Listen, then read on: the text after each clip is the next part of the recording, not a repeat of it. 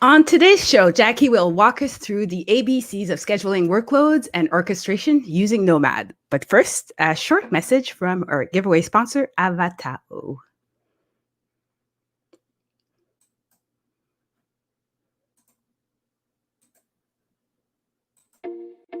Today's giveaway sponsor is Avatao. Avatao is an application security learning platform that helps engineers build secure software and allow IT leaders to have a 360 degrees visibility on their team's trends. Try Avatao today.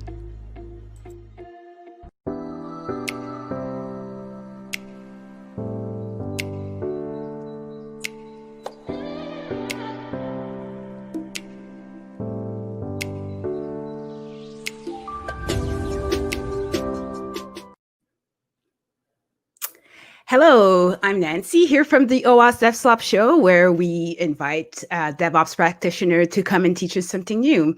If you're new with us today, subscribe. Please click the subscribe button, and all the note and information that we will mention during the show will be in the description box below. So today we have Jacquie, a developer advocate for HashiCorp with us. In 2009, Jacquie was recognized as one of Canada's top 30 under 30 developers and has spoken at conferences including DevOps Day Toronto and Deserted Island DevOps. But before we meet her, I have a special guest today. Just a second, I'll bring him in. Hi, Renan. Hey, how's it going? Excellent. Yourself? Very good, very good. Awesome. Do you want to tell us a little bit about yourself and why today you're our special guest? Of course, yeah. And well, first of all, just thank you for inviting me to be on the show today. Very excited to be here. And so for those who don't know me, my name is Renan Diaz, and I'm a senior engineer at Slalom Build. And I started my career building iOS applications. Then I transitioned to front end and back end. And then for the past 5 to 6 years or so, my work's been a lot focused on architecting and building cloud infrastructure for companies of different sizes, as well as implementing DevOps and security practices. So that's a little bit about myself. And then at the end, Jack and I we're going to be talking about a workshop we're going to be running this week for those who wants to get some hands-on experience with Nomad. Yes, so please stay with us till the end. We'll have some more information about that workshop later on the show. So let's bring in Jacquie. Hi, Jacquie. Hello, hello. How's it going? Excellent. Yourself? Pretty good. I just gave myself a really big scare because we were just talking about how I had all these Chrome windows open and I had the YouTube channel in one of them. So I was like double hearing everything and I was like, where is it? It needs to be closed now. But yes, the joys of going live. Yes. Yes, awesome. So what do you have prepared for us today? What can we expect? Ooh, good question. So today is going to be like a lot of firsts for me. We're doing our first Nomad talk. We've got a demo. I have the code here and ready, and I've got some architecture diagrams, and we've got a loose structure. So I'll be talking through the ABCs, and then we're going to be talking about the security as well as running it. As we go through, I'm trying to leave this a little more open-ended. So any questions that viewers have or that either of the hosts have while we're going through it, feel free to ask. And yeah. Perfect. So I'll repeat that again. We have the live chat going on here. So please feel free to ask your questions. Some we'll take right away during the presentation if we feel like it's appropriate. If not, at the end, we'll try to go through everything. But yeah, let's take it away. Jacquie, do you want your slides right now? Yeah, let me just get it full screen, and I guess we'll see how this goes, because I'm going to be, as I mentioned, going out of slides and insides. Let's do it. Here we go. Awesome. So today we're going to be talking about orchestration from A to Z and the basics of orchestration scheduling. So getting ready for this talk, I've been working a lot with a couple of other people on the team, including some of our Nomad devs and somebody from security.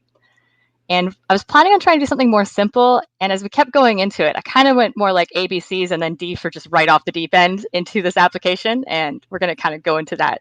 But yeah, what this looks like is, as I mentioned, just starting off with the ABCs. So we'll be talking through some of the terms that I used in my abstract, like workloads or orchestrators, and what that actually means, just to kind of set the tone, I guess, for what we want to talk about and like share the language. The next part we're going to talk about is lock it down. So security, given that this is OWASP, which is, security focused, I thought it made sense to finally do a security first approach that I've been wanting to try for a while. So that's why it's first, and it'll be a recurring theme as we continue to go through the rest of the talk. The next section is going to be runtime. So we'll be kind of talking a bit about what like Nomad workloads look like. How do you run some jobs? How do you stop them? I'm planning on doing a lot of this actually in my terminal. So Samuel Katz, please. And then, yeah, our last section will just be Q&A. I usually host office hours, and this coming on this talk has given me some pretty big office hours feelings. So I felt like it would be really nice to just have that chance for either us to do a roundtable talk or for the audience to be able to get any more questions that they have in. And as mentioned before, like if there's anything you want to deep dive into while we're going through, please feel free. Awesome. That sounds like a great plan. Here's hoping. So, just quickly, me. You already gave me a bit of an introduction. I'm a developer advocate at HashiCorp. If you wanted to get a hold of me on Twitter, I'm at DevOps Jacquie. My LinkedIn is Jacquie Grindrod. And if you wanted to check my code out for this demo, it is up on GoGoCoco. Yeah, didn't get these all matching. So yeah, coming to the first section, ABCs of orchestration. Again, just foundations. We'll start off with some terms. At our first level, we're going to talk about workloads. My abstract mentioned it a lot. I think anytime I talk about Nomad, I talk about workloads a lot, but I haven't really talked about what they actually are. So when I'm saying workloads, what I mean is just a task, maybe a service. It could be a binary. It could be like a Docker container, just something that you want to run. That's it. The next part we're going to talk about is automation. I wanted to bring this one up to just try and kind of draw some lines between different terms that we have. When we're thinking of automation in this context, we're usually talking about making the business more efficient or making tasks that are repetitive just run so we don't have to do it as much. And the idea is to try and reduce and replace human interaction with systems and just make things smoother. Usually we're talking about maybe 1 or 2 tasks at a time when we're talking automation, maybe a linear pipeline, something like a deploy pipeline where, it'll check out some code, maybe it'll build with some environment variables, build an artifact to push that. These kind of small atomic steps that just chain together and then they complete. Building off of that, we want to talk about schedulers. This is actually the only one that has a custom icon because I landed on the calendar and was like, wow, this is exactly the way I want to explain this because I wasn't quite sure at first, but it refers to your ability as an administrator to load a service file into a host system or just like kind of run things. And you want to kind of control how it runs. So we can kind of look at this like if I wanted to book a meeting with Nancy and Renan. Is it Renan or Renan? I'm so sorry. Renan, that's fine. Okay, thank you. I was like, oh, I should have checked that. Ooh, oh well. If we were to book a meeting, I might go into something like Google Calendar and I'd check what they have available. So their total load capacity would probably be how many hours in a day they can take these meetings, which most people have set something like 8 hours. So like maybe a 9 to 5 block in each of our respective time zones. We're actually all Toronto today, I believe. So EST. And then the scheduling restraints that we might have around placing this there is maybe their calendar is already full for this day, or just trying to figure out a time that we have that works for all 3 of us.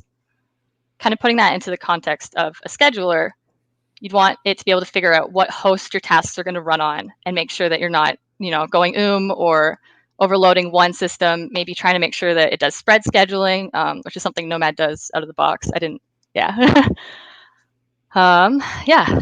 So coming out of that, what makes an orchestrator different from a scheduler is something I just really want to touch on before we dive in. So it would generally be your automation of a process or a workflow, and it involves many steps across multiple systems. We might expect an orchestrator to handle things like cluster management, maybe automated configuration. So like if I have different pods or containers or services running across different places, I want to make sure that they're getting the right environment variables, that they're connecting to the right services, like maybe it needs its database, stuff like that. We want to keep some kind of desired state. So what I mean by that is if I have an orchestrator and it says, I want, say, 4 backend services. If one of those services crashes or restarts, the orchestrator should be able to say, oh, we don't have 4. Okay, we will now have 4. I'll bring it back up. That's how many we should have and kind of bringing that there. The next kind of thing we want to talk about is volumes or stateful sets. If I'm using an orchestrator, I would expect that, maybe I have different Docker containers running. If they go down, I don't want to lose my data. I don't want to lose any information that it needs to have to run and have that new one bring up and maybe bootstrap from the beginning. So just kind of talking about, I guess in Kubernetes, you could do stateful sets. In Nomad, we can do things like persistent, doing host volume claims or using CSI. So there's different ways you can kind of tackle how you want your data to stay with your application. And the final piece I have around orchestrators, these should have been multiple slides, I'm sorry. But the final piece I have is things like rolling deployments. If I want to deploy a new version of my application, I want to make sure that I'm not bringing it down with the existing one, but maybe not that I'm going immediately to it. So things like you can specify the minimum and the maximum number of pods or groups that you want to have, and make sure that, say I have 3, maybe I want 3 more to come up alongside of it. And then as they start coming up, shift traffic to 1 at a time until we eventually put the old ones to the side and then drain them out. And now we have a new deploy. So in summary, we generally would want an orchestrator to do things like management and coordination of our computer systems, applications, and services. So coming out of that, unless there's questions, I didn't actually check if anybody has questions. I've kind of been zipping along. Yeah, no, so far so good. Perfect. Yeah. Yes. All right. I didn't mean to zip along that much. And my slides just came down. Why did they do that? Keynote, come back. Keynote. Is it a presentation if something doesn't go wrong? Anyway, now that it's back, let's talk a little bit about Nomad.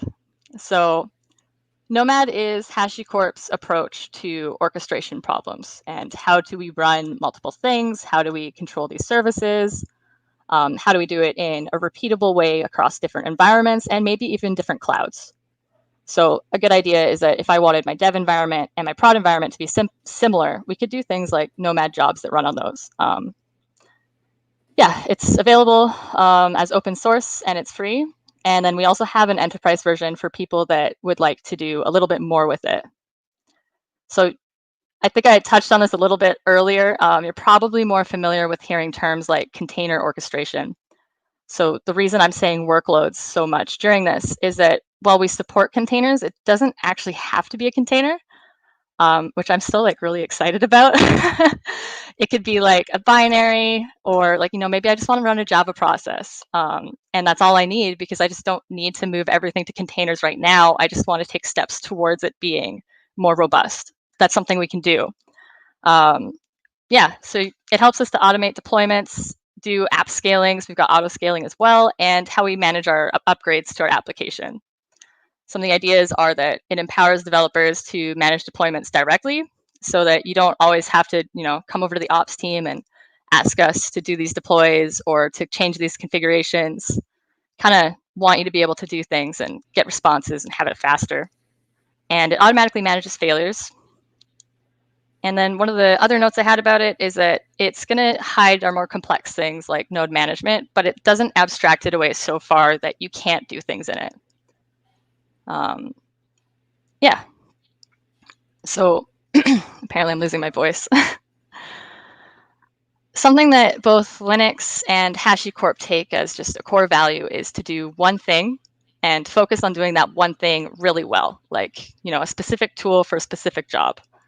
So with Nomad, you kind of get it. It's a little bit more lightweight. It'll do your orchestration. If you want to do things like auto scaling, you can add a plugin.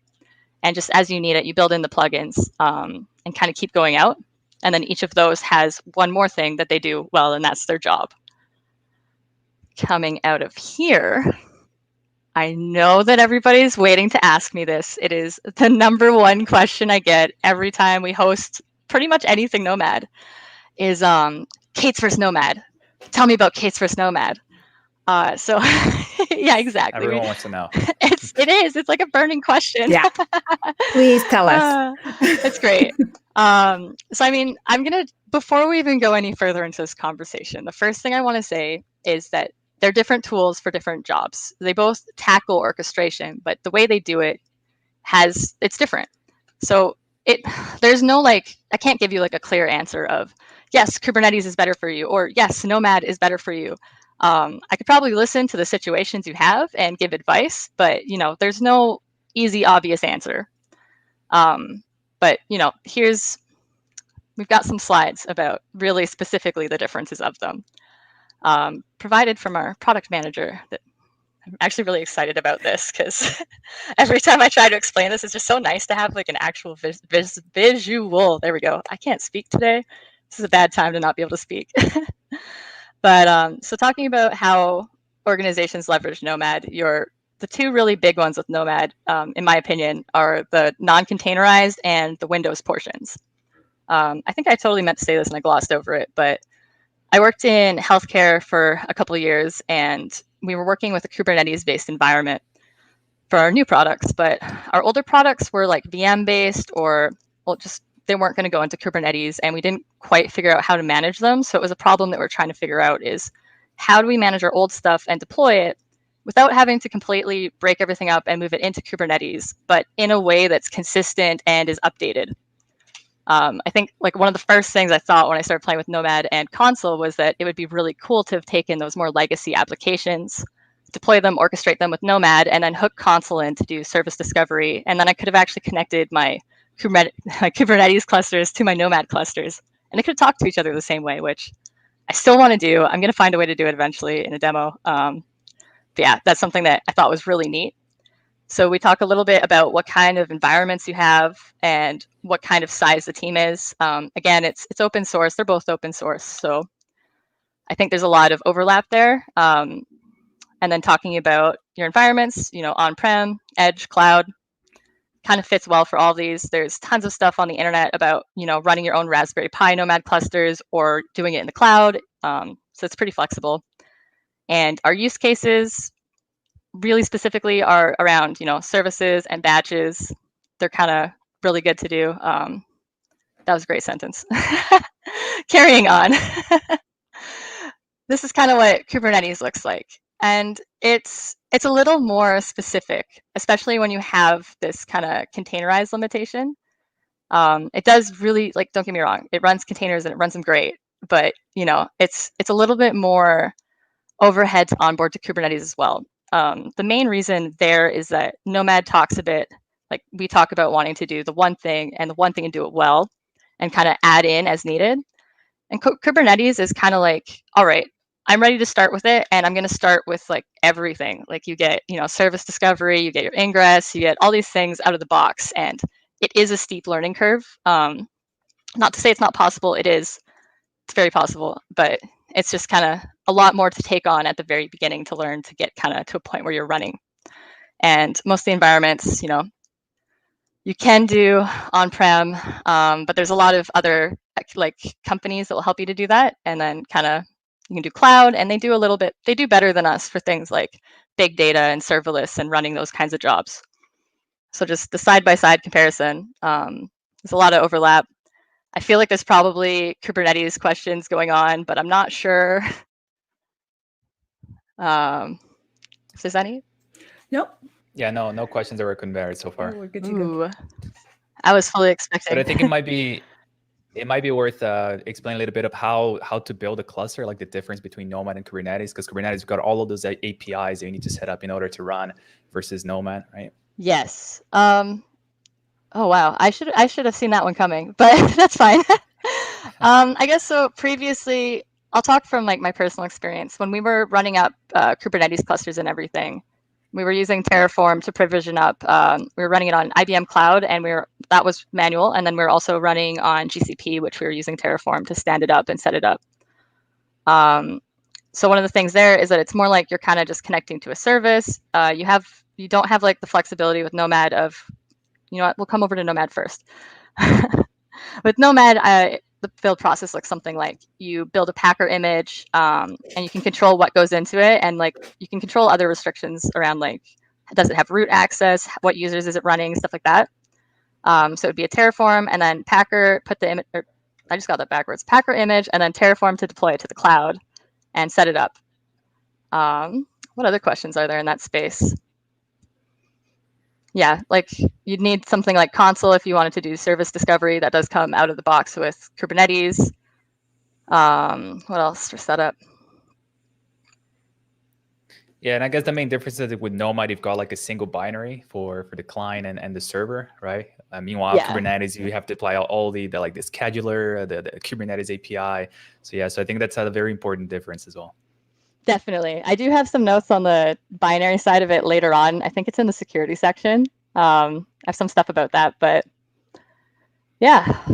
I mean, one of the main things right now that like, if you wanted to be able to do something like Helm charts, we don't currently have that feature available, but it's something that's on a roadmap. We're looking at building into that. So that would kind of be like templated job files that you can kind of just like stand up and run with. Yeah.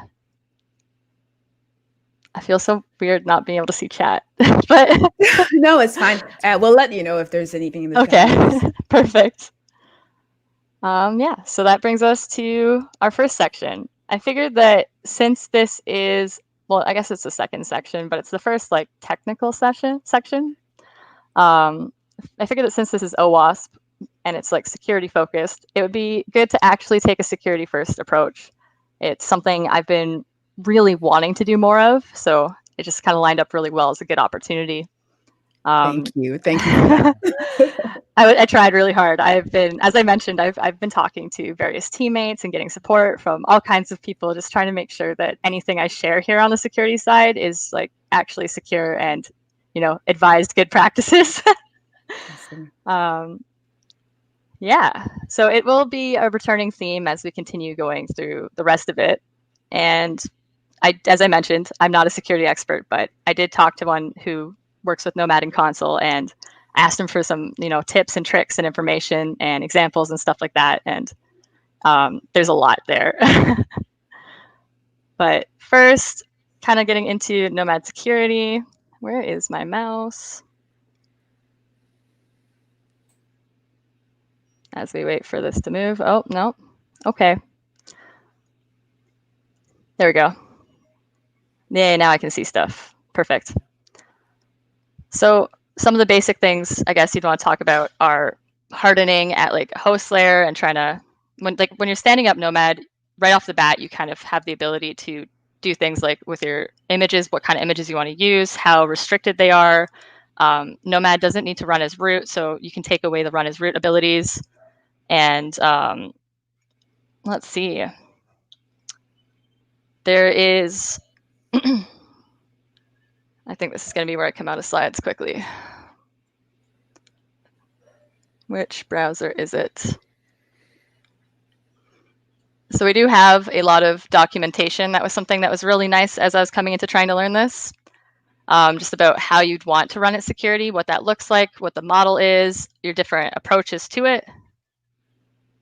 I'm going to add another desktop. There we go. And it kind of talks down from like, having certificates and making sure that all of your connections are encrypted. All of your requests are going through these, making sure that you have ACLs and that everything's restricted and not just kind of open to everything. It's been really nice. And we have different like descriptions of the different personas that you'd want to use going into this, whether you're, an administrator or an operator or just somebody who wants to be able to use it. It's a really good doc. Yeah. Jacquie, how much security comes out out of the box? Would you say that the defaults are open or the defaults are secure? So I would say that out of the box, it is not secure. I think in our getting started guides, I forget which one it was because I've been looking at the docs for like a week straight at least now, but it does kind of say coming out of it that, you can make it secure, but out of the box, it's not starting like that. So it is something you kind of have to build in.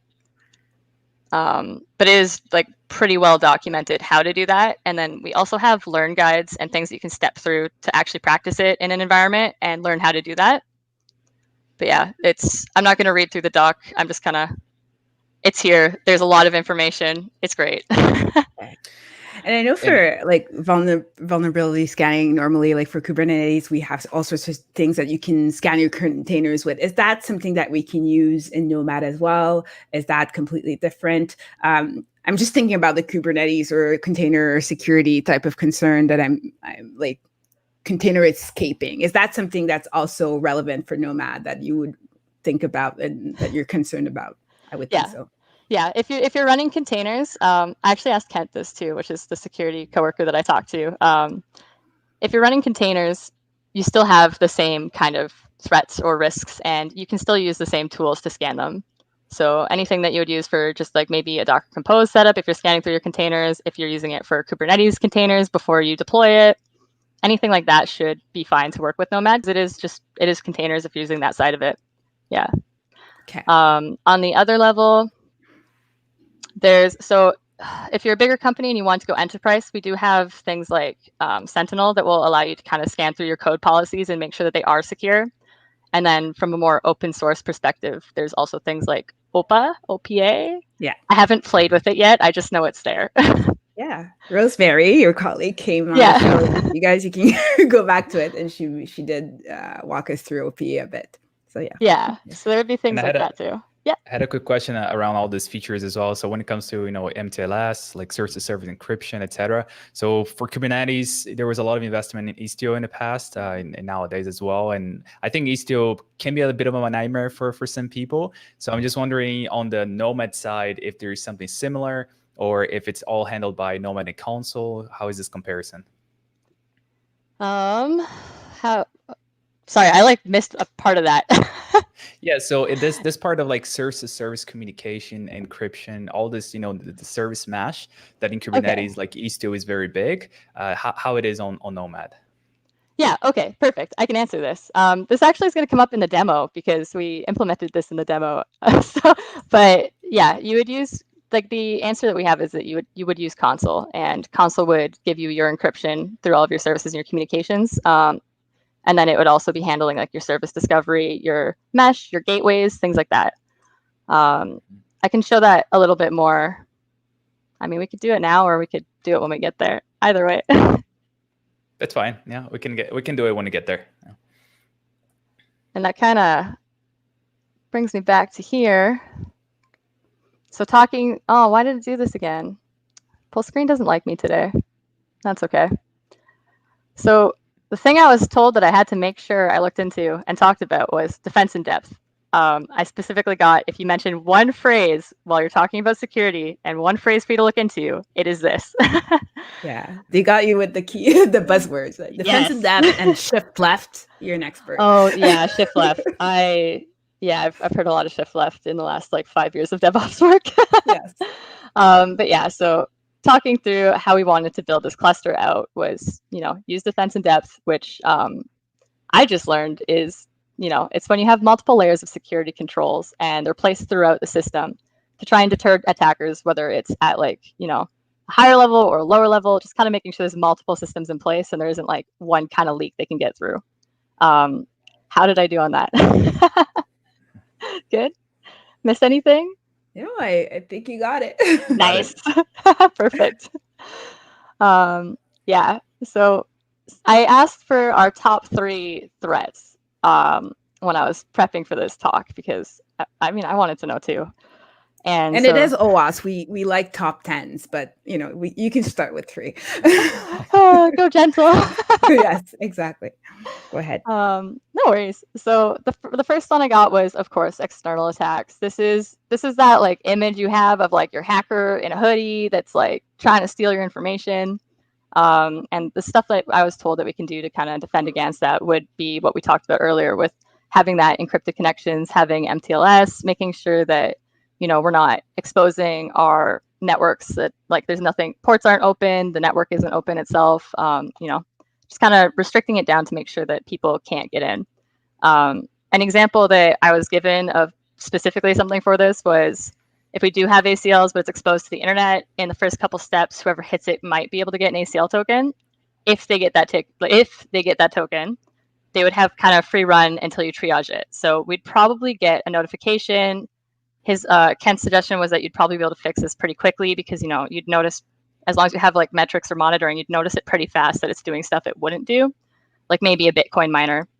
And during that initial bootstrap process, the way to kind of not expose this would be to, at the very least, make sure that you have the cert there and everything's set up and ready to go, so there's no kind of gaps even as you're setting up.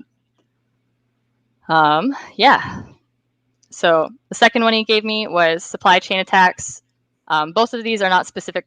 None of these threats are specific to Nomad. It's more orchestrators and like other systems as well. I should have clarified that. But yeah, supply chain attacks. So when we're thinking of maybe like, maybe you pull node like npm packages and how they kind of nest on top of each other, or Docker images, and validating that the images that you're using aren't doing anything like that. There's plenty of tools for vulnerability scanning on both of those things that can kind of help you protect against those. Okay, and those tools are not specific to Nomad, like you were saying earlier, or that's what you would use on your containers or normally. Yeah. Or not, even the workloads that are not containers. Yeah, you like would use regular tools. Yeah, maybe you have like a node workload. I can't remember the name of it right now, but at a previous job, which feels like a previous life at this point in 2020, we were looking into doing vulnerability scanning on both your Ruby gem files that we're pulling, or Ruby gems that we pulled in, as well as like our node packages, and just making sure that when it's scanning it, if there's anything that's high risk or anything like that, that we're making sure we get to that before it's going to production. Mm-hmm. Yeah. And I guess some SCA, like software composition analysis tools, to know if you have dependencies that are vulnerable and get rid of them. So just regular good security practice. I like to hear that. Okay. Yeah, basically, like, if it's something you'd regularly do with a different app or a Docker container, it should run fine with Nomad. I think that was the point that I got stressed the most, was that like any of these things should work other places, just because it's kind of more open, more general. You can do these things with it. Open's the wrong word in that context, but Okay. Yeah, more flexible. That's the word I wanted. Cool. Number 3. Yeah, and the top threat is always the least comfortable to discuss, but it's usually internal. So when we say internal, talking about things like phishing attacks or accidentally pushing secrets or keys to GitHub, mistakes internally that expose kind of new avenues in. Okay. And anything specific to do against that, or again, normal, like using Vault, for example, for your secret management, or so something a previous company did was we had these phishing drills and different kind of drills. Like we had our security team would do things like, if we had an event, they'd bring in pineapples and set up like false networks. That level of it is just kind of practicing and getting used to identifying like phishing attempts or things like that. The other side of it that I got told was that our best protection would be having good logging and good visibility into what's happening in your system. Yeah, absolutely. Cool stuff. Yeah.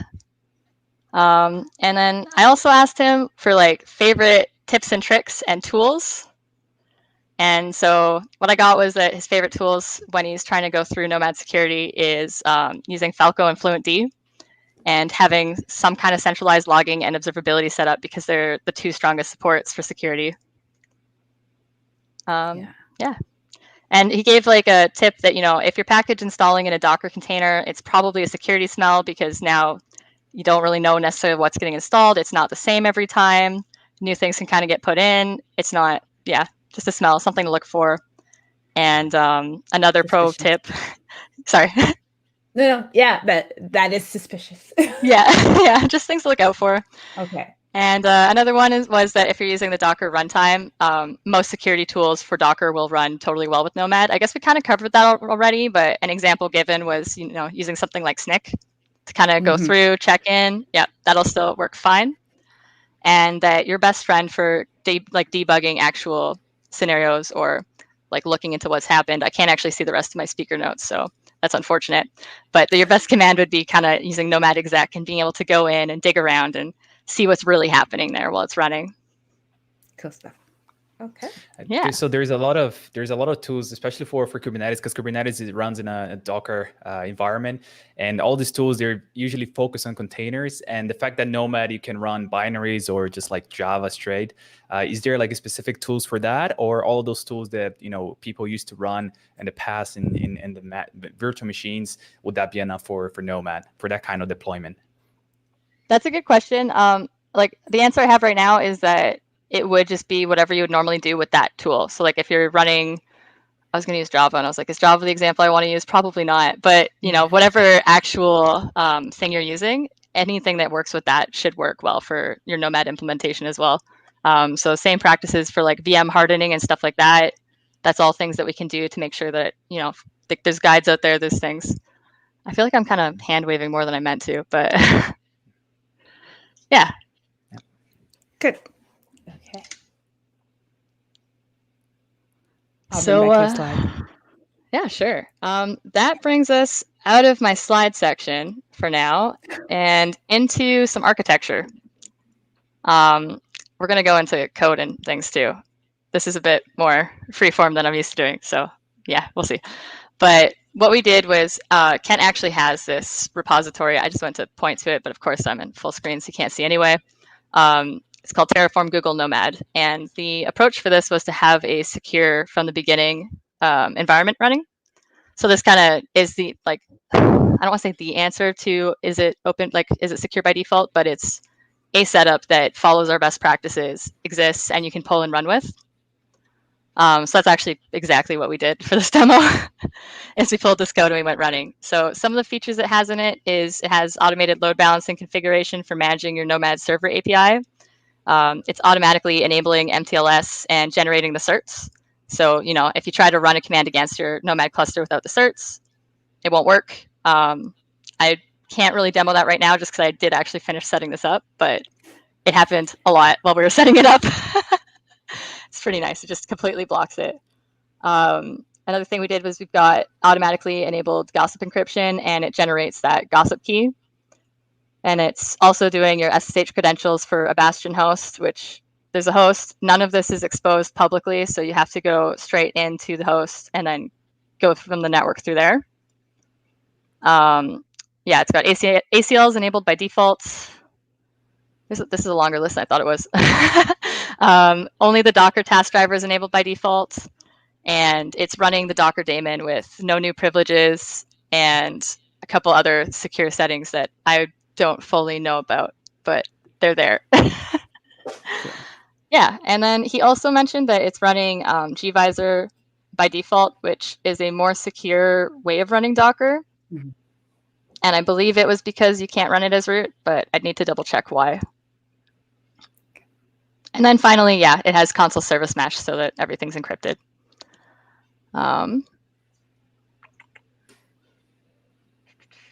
Where did it go? I feel like that's my question of the day, is where's my tabs? So it's here. I guess I can drop this in chat if we want to, for anyone that wants to kind of go through and play with it and see what it is. And so let me think.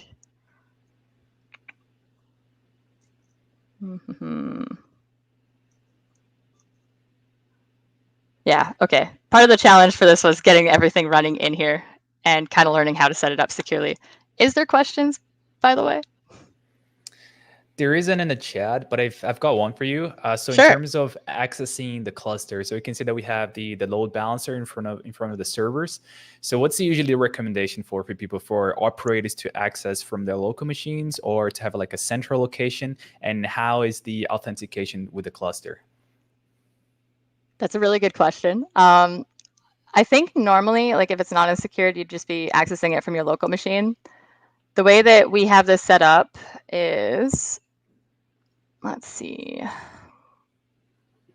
Like when we're accessing it from my machine in this demo, we're actually passing along the certs and everything with it so that, it knows it's us, it's an authenticated connection, and that way it's going straight to the Nomad server. But I also have some SSH tunnels set up to go directly into the cluster, so it's all over the internal IP.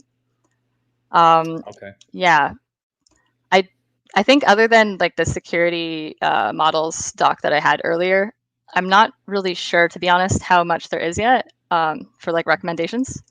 I'm not sure if anyone on the team is watching that might have like a better answer to that, but yeah. I think we have some HashiCorp staff in. I think we do too. So if we have an answer, I'll put it on the screen. Go ahead. Okay. Yeah. I'm starting to like nervous sweat because I'm like, oh my God, it's my first Nomad talk and it's security. And maybe this was like a lot to do in one, but You're doing great. Thanks. I appreciate it. I thought I cleaned these up earlier, but I did not, which is fine. So what we were kind of doing. Did I just manage to get the wrong one? I did.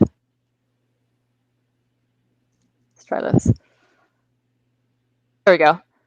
Actually, I guess that works because you can kind of see the difference. So in our original one that we were running before we had it on a secure environment, it was just a Nomad run, and it was just calling all of the services that we wanted to run. And then after we had it set up, our commands need to look more like this for the first iterations. That looks a little small to me. I'm not sure for everyone. Oh yeah, you are. Yes. Yeah, my better too. Oh, yeah, I feel like I just forgot presenting 101. I was just like, let's go right. Is this better? Yeah, much better. It's better now, yeah. Perfect. So this was our initial command that I was talking about there, where we were just kind of running it. And this is how I would normally run things locally. I haven't done too much in the cloud actually before this yet. So it's been fun. And, it's just a Nomad run. You would be running the files that you have. And then when we've got everything else set up, you have to pass in your certs. That's to kind of get started with it. And then after that, we went in and we set up the ACL tokens as well and exported that out so that we can just actually connect to it. And it's good. Yeah.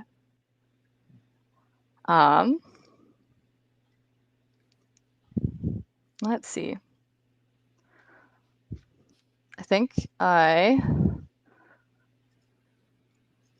we also have console running alongside it, which is kind of, we can see all of our services that are up and running. They're all connected via proxy. And coming in here, actually one of the things that we hung up on when we were building this demo is that the intentions with ACL, you need to specify all of your intentions. And that's kind of the equivalent in Kubernetes would be your network policies and saying, from this pod or this group, I can request out to this one, or I can take in from that one. And it's kind of making sure that, not everything's open. And so let's see. I do have a tutorial. It's our it's our beginner tutorial that just deploys count. So there's two services. There's a front end and a back end deployed. As you can see, it's working right now, and that's because we have this intention specifically going. If I was to deny it, it will stop. Or if I delete it, it will stop as well because it has the ACLs on.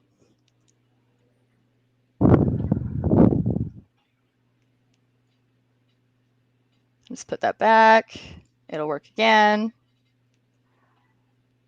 I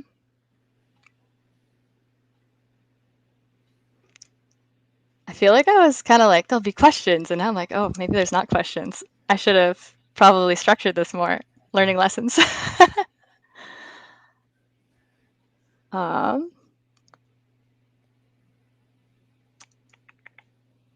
Yeah, I haven't even shown the actual Nomad side of it. So we have the dashboard. This is what our jobs look like when they're running. As you can see, it took some time to get these running originally. It took a few tries. And we can kind of, what it has is we have like different servers that will kind of be our actual Nomad infrastructure, and then the clients that we're running our applications on. Kind of what's nice about that is that, let me get to my terminal. Oh, we're about to have another terminal problem. Let me zoom that one in too. So when we're troubleshooting through it, kind of what we were doing last night was trying to be able to see what's up and running. Apparently nothing on this one. Of course, I picked an empty one. But be able to go in, see the containers, make sure that it's running as we expected. So we were having some original issues with running containers and making sure that it actually stayed up because it wasn't, we weren't passing in the right port for it. And kind of be able to go and troubleshoot, see that it was working. That was kind of the workflow we were doing with this. I think that might be all I have on the security section. I just wanted to go back to the intentions that you showed everyone. Sure. So there is a question from Rosemary. How do Nomad ACLs and tokens work? I'm going to do my best to answer that. And I feel like Rosemary was like, I'm going to help you and ask a question. And I was like, oh no, but that's okay. You need to let it pass slowly. Yes. Yeah, the ACLs. So I like just learned how to use these like 2 days ago. So I'm going to do my best pass at answering this. Is that it's a way of kind of restricting everything in and making sure that it's not all open access. What we had originally was when I originally came to console, it had this kind of screen that prompted, like you couldn't see anything, you couldn't do anything until you gave it the exact token that you were using. And we had to generate that. And then actually after we set it up, we're able to get up and running, but it kind of makes sure that we're authenticated against the cluster before we're doing anything so that, you know, maybe your IP address leaks, or maybe you've put it in a CI server and somebody's able to find where you're running these servers. They can't just kind of hit it and suddenly start changing your intentions. That way, you know, they wouldn't be able to go in and just maybe open up a port and start running something or kind of getting into your infrastructure that way. It's just kind of rules and policies to make sure that you're limiting who can come in and what they do. Yeah. And sounds like this is very similar to the network policies in Kubernetes, I believe, right? Yes. I have more experience in that space so far, but yeah, just kind of, you know, making sure that if maybe like, okay, I'm just going to step back from my talk for a minute. And maybe if we're running an application that has like a front end, a back end, and a database, and I want to set up policies so that, you know, my front end can't go straight to my database and be able to take any information that it probably shouldn't be able to reach, that would kind of be where network policies come in. And you say things like, I just want to make sure that my front end pod can only reach the ones that I expect it to be talking to. You can also do other things around having different nodes that they run on and making sure that those have different restrictions as well, and kind of limiting in which ports you're exposing and things like that. Yeah. Right. And yeah, so like for Kubernetes, you might need some you need some software like Calico or something like that to be able to have these network policies. But for Nomad, does it come with Nomad itself, or do you need another layer of software to make this, to allow this to happen? So you have this functionality. Well, that would be with console. Yeah. It doesn't come out of the box. Yeah. Right. The whole networking and intentions and policy side would come through with console. Yeah, you could choose to use a different provider if you wanted to, and you could choose to do different types of proxies in that level if you wanted to as well. But I think it default comes, like console comes in with Envoy, the way we have it set up. So yeah. Cool. Yeah. Okay. No question from the chat, so if you want to move forward. Sorry, there's one more that just came in from DevOps Rob. Yeah, so he's asking if the Nomad ACLs are actually console ACLs, or if they're two different implementations of ACLs. That's a great question. Thank you for catching that. They are different. They're two different ACLs. So the ones that we have set up on Nomad are different than the ones we have set up on console. I had to set them up twice. Yeah. Okay. So that was, each one had its own token to be able to say, okay, I'm authenticating against this one with this token, and I have my second token to authenticate against console.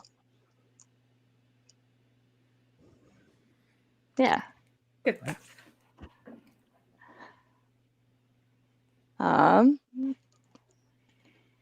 Okay. Yeah, there's good stuff in there.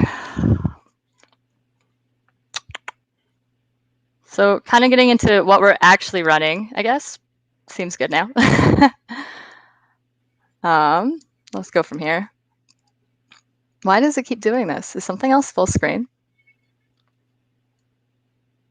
Every time. I can say no. Perfect. So running Nomad, we have a lot of documentation on it. We have a place for getting started if you just wanted to learn how to do it, which is our nomadproject.io/intro. And we also have a section on HashiCorp that's learn.hashicorp.com/nomad that has all kinds of different scenarios you can kind of run through and do. So those are there. And generally when you're running, you'll have different layers. Like you'll kind of have your job spec, so the job that you run itself, which is going to define everything you want to run as a part of that. So you'll have like your groups, like every service that kind of fits into that. I have some examples of what that actually looks like in the code. And then you can kind of talk about what kind of job is it? Is it a service where it's going to need to have exposed ports that will go through a stanza with connect? Is it just a long-term running job that you want to stay up and running, maybe like a front end? Or it could be things like batch jobs, where maybe you want to do load testing against something and run 10 or thousands of that service against it. So that's kind of where you'd be defining that. I'm just going to pull the code up because I just am talking, and it's really hard. I don't learn without seeing how it actually fits. So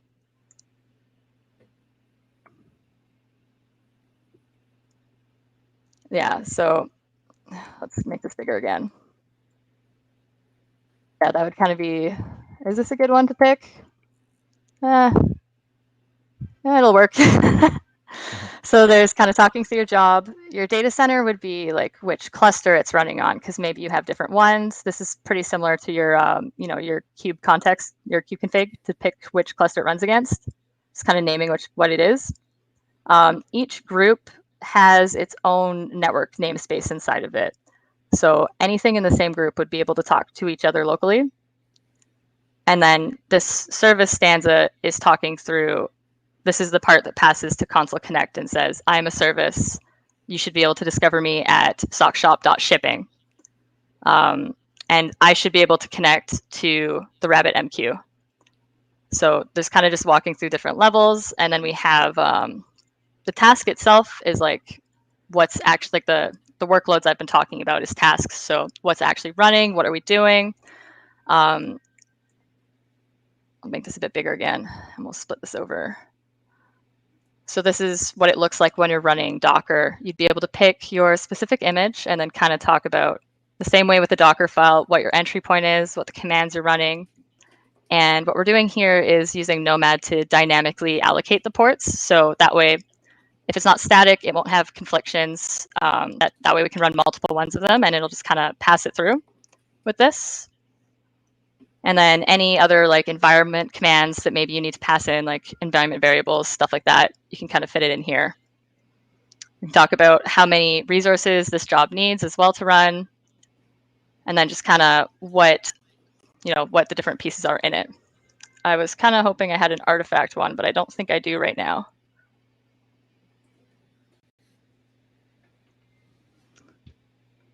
So what we're actually running, I'm just going to be straight up. You don't need to don't memorize this architecture diagram. You don't really need to know how everything fits together. The main reason I have this diagram is just to kind of show you that it's not just one thing that's running. There's a lot of services. They have different connections, and I wanted to bring a demo that is kind of like the demo I would have looked for before, where there's different services and maybe they don't have like all of the best solutions. It's not the shiniest in some places, but it's a mix of best practices with the infrastructure side and different ways to accomplish the job.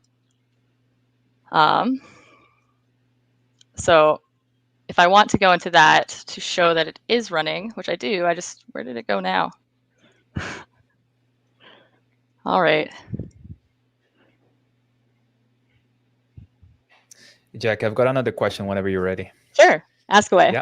Yeah. So Sagara was asking how we can troubleshoot applications whenever you try to deploy and then it fails. So how can we get the logs? If the logs are being sent to, let's say, standard output or standard error, so how can we get these things?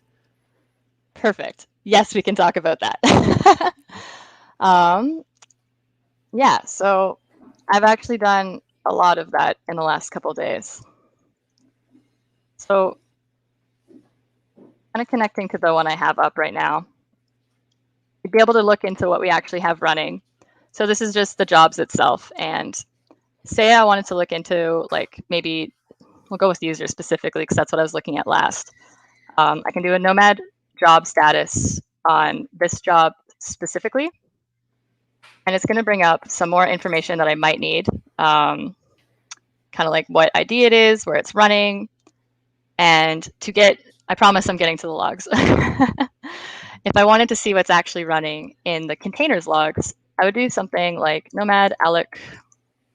I usually copy paste these out beforehand, so I'm kind of nervous about live typing them, but oh, of course this one doesn't have logs right now. Maybe that wasn't the best example, but you'd usually, let's see, maybe a different one does. You'd do like a Nomad log alloc, or oh my God, Nomad alloc logs, and then you'd be able to go into it And the other way you can do it is through the UI, kind of coming in. I can see the different ones that are running. I want to look into shipping. I'd click into the one that's currently running. And then I'd go, so there's also the Connect sidecars right now that are running. So there's the containers that are running beside the actual service itself so that they can find each other. But I'd want to go into shipping, and I can just kind of go into the logs. There we go. I was like, yes, please have logs. What are the chances of picking 2 containers in a row that don't have logs? But yeah, this is pretty small too.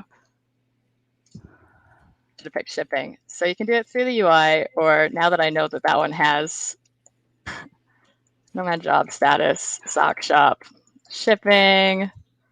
So going to get the information for the job that's running. And then I'd be going into the allocation itself, which is the group of tasks running. It's similar to like a Kubernetes pod in terms of you can put things into it and run those. And it's like the specific instance of this pod that's running, or this task group in this case. And I said it was sock, shop, shipping, and I think I need to put shipping one more time.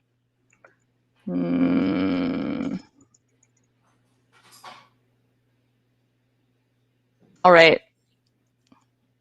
I'm messing everything up here. I think the task might be named differently. I think it is, yeah. Maybe just try shipping. I think it's a shipping, yeah. This is exactly why I usually copy paste commands out, and today we're trying new things, and it's new. Okay, so all right, so basically, if you want to get the logs from the application, you're going to use the allocation, right? That it was deployed. Yeah. But and how about like the cluster itself? If there's an issue between, let's say, the servers, they cannot communicate. There's an issue with the OWASP protocol, or between the servers and the clients. Is there an easy way to troubleshoot that? Yeah. So if I wanted to troubleshoot whether they can actually reach each other or whether these services can talk to each other, I can go straight onto the servers themselves or onto the clients and be able to do things like curl from there and make sure that it can reach the endpoints I want, which is something we were doing a lot over the last few days, just kind of making sure, is the service running that I think is running? Yes, it is. Okay, now it's actually another problem, and being able to kind of troubleshoot from there. Yeah. All right. Cool. Yeah.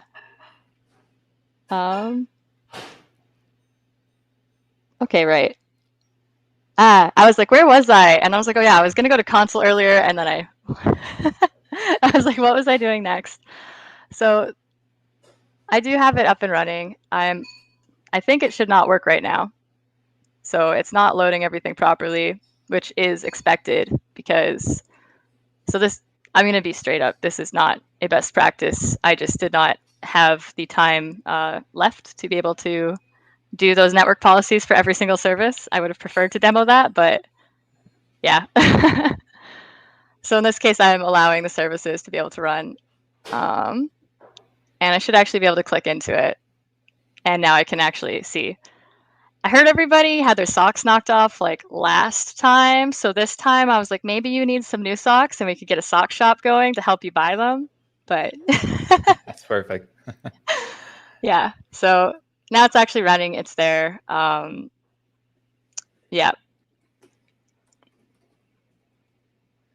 So just coming back to yes, coming back to that issue that we had, I think someone in the audience is mentioning that the allocation was wrong. So maybe if you want to use another allocation ID, so see if we can see the logs.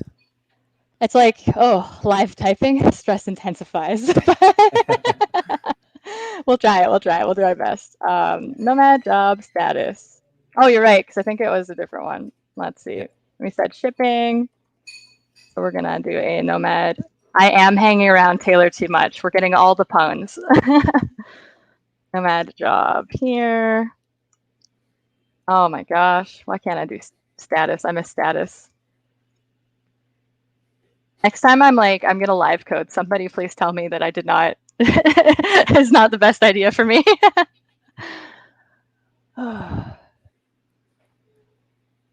I'm officially messing up all of the commands, even though I think just I the was status doing needs these to last come time. before the task name. Nomad. I'm really happy that you've like worked with Status. Nomad and you can help me with my. Oh, geez. Yep, There we go. right. And now we can get the alloc. And Yeah, we so want try it this the one. 0, I see. 0. Yeah, this one. Yeah.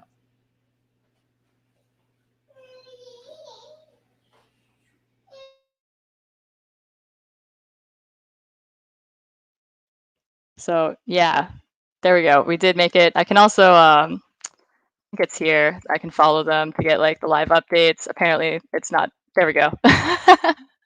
So if I wanted to tail the logs, that's something I can do as well with this command.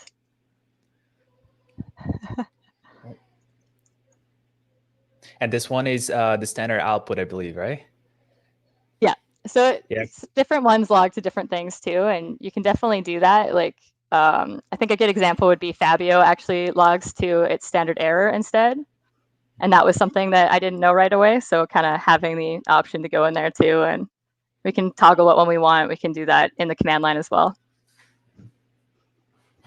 Yeah, I had this issue with Fabio as well. I was trying to get the logs, but I didn't see anything, and then we had to put this flag for the standard error. Yeah, so it's good to know.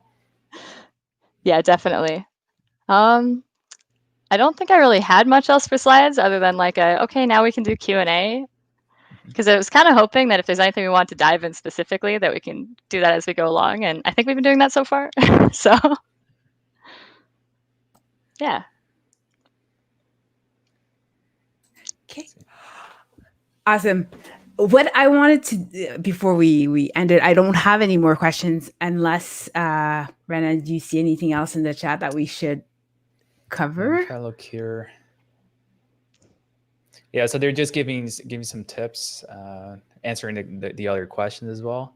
So Louise is saying that you can also use the Nomad Monitor command. So you can take a look at the Nomad servers and clients logs. And that's going to be like at a lower log level, like a debug, for example. Yeah. And I think we don't have more questions now. Yeah. Yeah. I love DevOps Rob's comment. You know, I love this community. We're in this together. So you're live typing. You had support in the chat, Renan helping. That's awesome. We got through it. All good. But before we end, I really want us to talk about what you guys are working on for Tuesday, yeah. I think it's Tuesday, on the 15th. Of course, Renan, do you want to so start just to with give that, a bit of context for everyone. So about 2 years ago or so, I started doing these events, which I call the DevOps Dojo.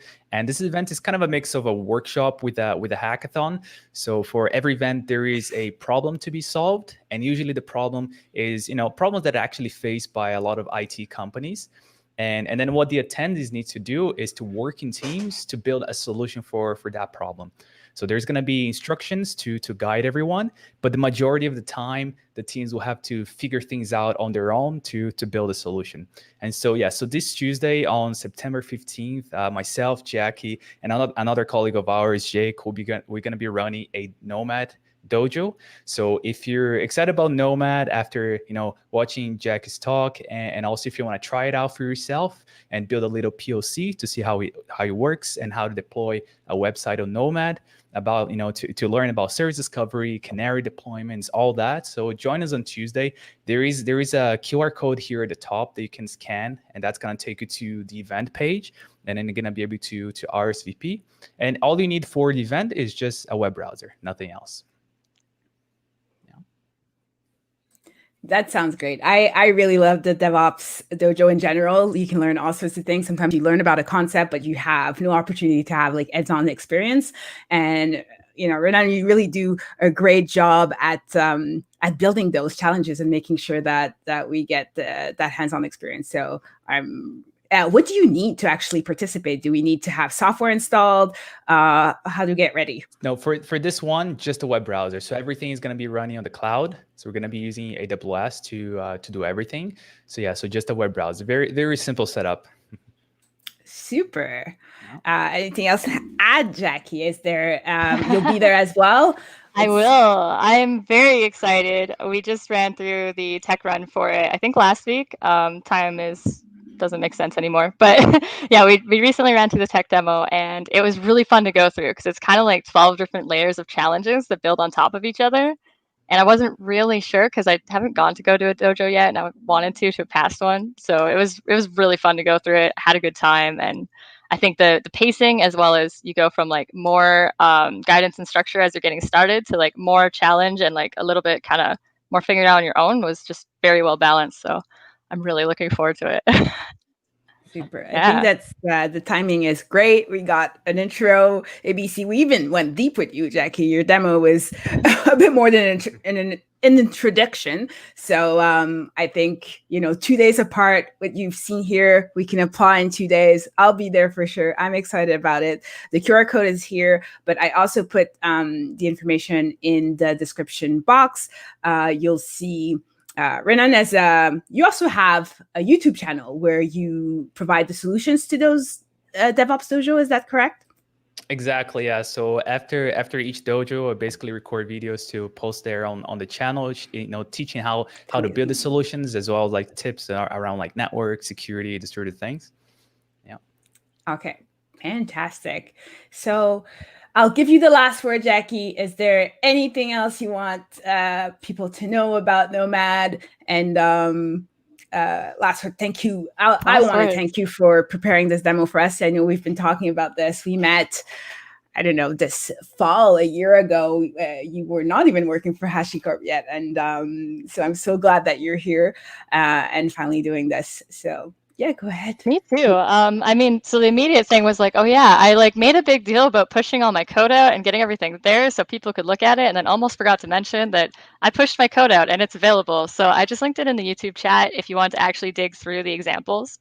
So all of the like sock shop work that we did is there, as well as any changes that we made to the actual infrastructure code that we were using, which you can find the secure setup is at the second link I just shared. Otherwise, yeah, I mean, there's a lot of firsts today, so it's like really exciting. I'm so happy we finally got to this because, as you mentioned, like we've been talking about this forever. And it's like, thanks for having me on, and also like thank you so much to my teammates that showed up and were answering questions and like have been helping me get this thing built for like up to like multiple weeks now. So yeah. Yeah, great team, you can tell. Yeah, I'm like, oh, yay, all the support. Thank you, everyone. It's a Sunday. Like, thank you. That's awesome. Yeah. Lucky girl. Okay, so that's all I have for today. Thank you so much. We have 2 other shows this September and a bunch of things going on for the fall. So please make sure you subscribe to the channel. Follow us on social media. We're a bit everywhere, and follow what we have coming up for you. So that's it for today, and have a great afternoon, everyone, or morning, wherever you are in the world. Okay, take care.